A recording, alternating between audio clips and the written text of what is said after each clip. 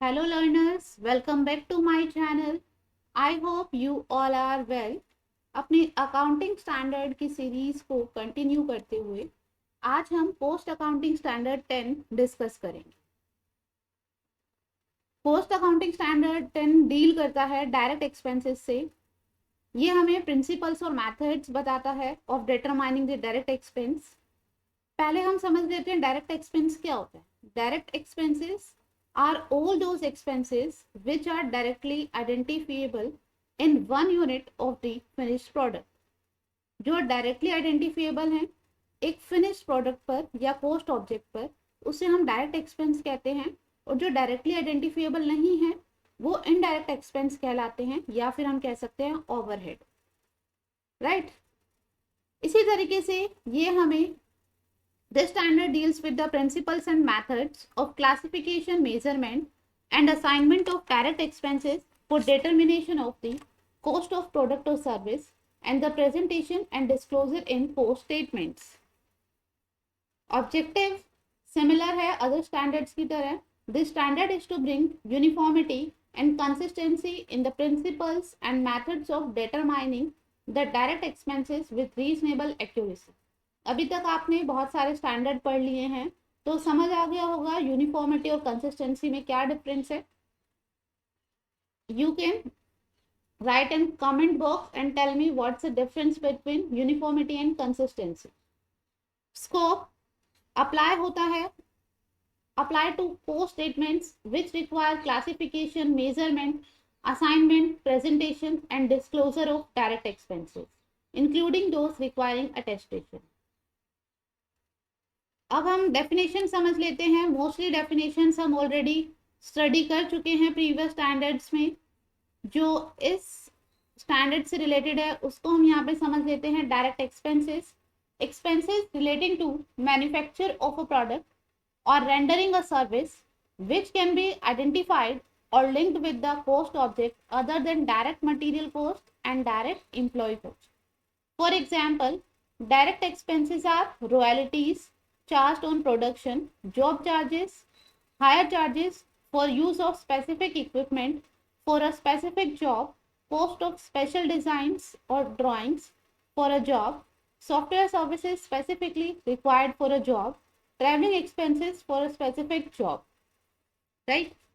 अब हम आगे चलते हैं। ये सारे डेफिनेशंस हम ऑलरेडी डिस्कस कर चुके हैं। अब हम आते हैं प्रिंसिपल्स ऑफ मेजरमेंट। किस तरीके से डायरेक्ट एक्सपेंस आइडेंटिफिएबल होगा। Identification of direct expenses shall be based on traceability in an economically feasible manner.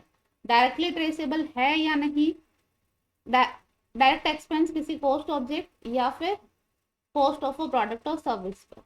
ठीक है, ये देखेंगे। Direct expense incurred for the use of bought out resources. अगर आपने कोई थर्ड पार्टी से या आउटसाइड कोई रिसोर्सेज बाय करे हैं, उनके लिए कोई डायरेक्ट एक्सपेंस इनकर्ड हुआ है तो उसको हम इनवॉइस प्राइस या एग्रीड प्राइस पर लेंगे। साथ ही हम इंक्लूड करेंगे duties and taxes and other expenditure directly attributable, उसमें से माइनस कर देंगे trade discount, rebate, taxes and duties refundable. अब हम समझ लेते हैं direct expenses other than those. अभी तक जो ऊपर हमने डायरेक्ट एक्सपेंस बताए उसके अलावा अगर कोई है तो उनको हम लेंगे on the basis of amount इनकर। जितना भी इसके ऊपर हमने अमाउंट इनकर करा है वो हमारा डायरेक्ट एक्सपेंस होगा। यहाँ पे एग्जांपल दिया हुआ है, in case of dies and tools produced internally the cost of such dies and tools will include direct material cost, direct employ cost, direct expenses, factory overheads including share of administrative overheads relating to production comprising factory management and administration। अगर कोई research and development cost हुई है और वो traceable है cost object पर तो वो भी डायरेक्ट एक्सपेंस का पार्ट बनेगी। अगर आपने डायरेक्ट एक्सपेंस करे हैं लंप सम में, मतलब वन टाइम पेमेंट करी है,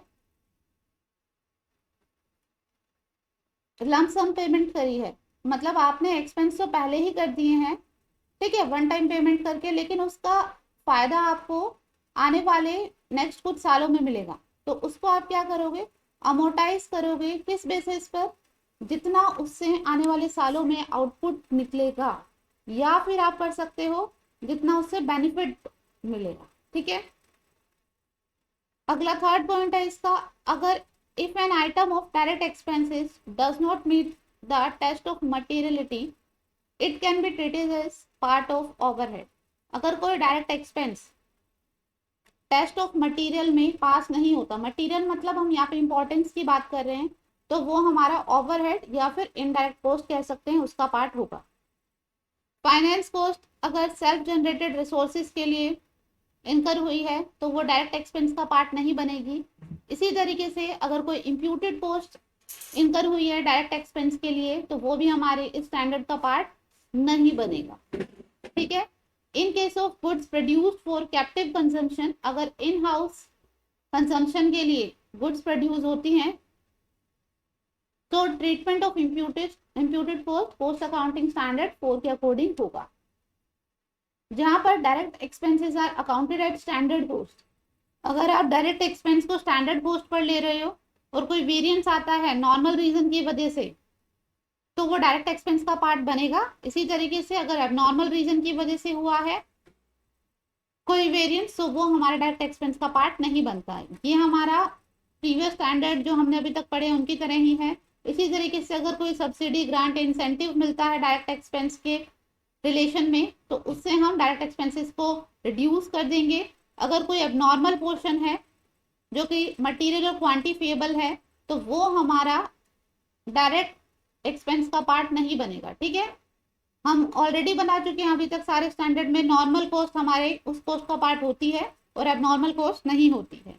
इसी तरीके से अगर हम कोई पेनल्टी डैमेजेस पे करते हैं थर्ड पार्टी को तो वो हमारे डायरेक्ट एक्सपेंसेस का पार्ट नहीं होती। अगर हमें कोई रिफंडेबल मिला है, क्रेडिट या रिकवरी हुई है, मटेरियल क्वांटिफिएबल नेचर है तो उतने अमाउंट से हम क्या कर देंगे, डायरेक्ट एक्सपेंसेस को कम कर देंगे।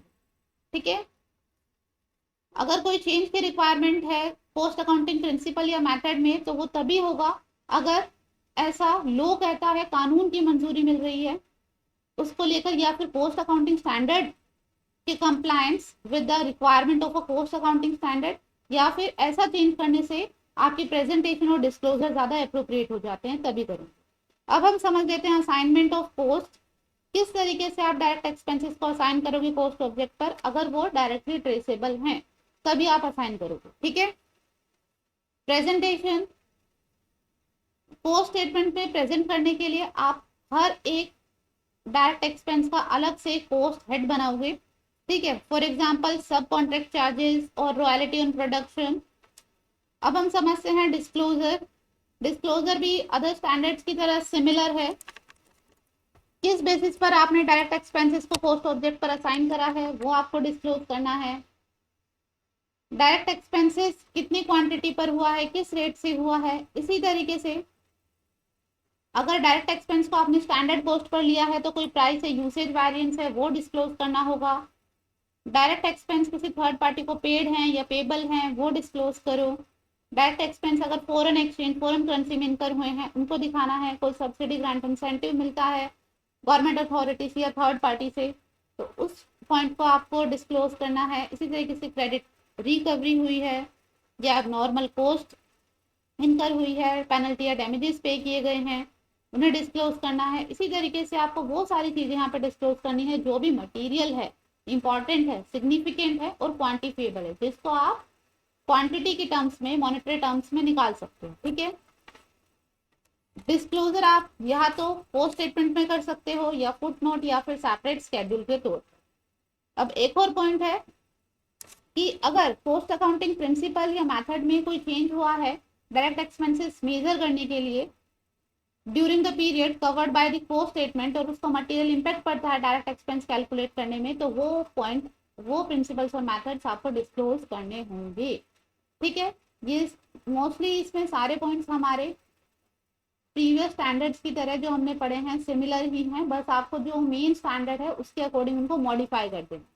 ठीक है, एक छोटा सा स्टैंडर्ड है और आगे आने वाले हमारे सारे स्टैंडर्ड बहुत छोटे हैं तो अब जल्दी जल्दी कवर हो जाएगा।